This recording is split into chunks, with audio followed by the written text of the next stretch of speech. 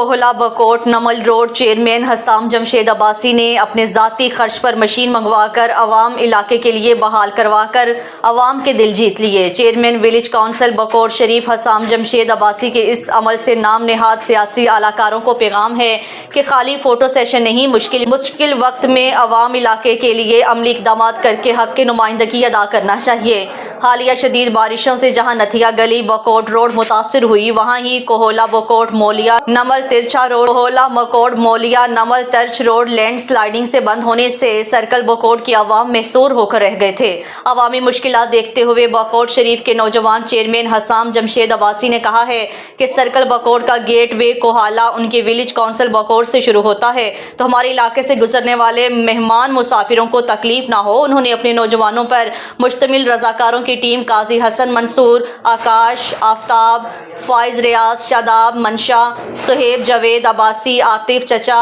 منان عباسی، زمان ظفر، احتسام ارشد عباسی کی زیر نگرانی اپنی ذاتی خرچ پر مشین منگوا کر سڑک کلیئر کروا کر راولپنڈی اور آزاد کشمیر سے سرکل بکوٹ آنے جانے والی ٹریفک بحال کروا دی۔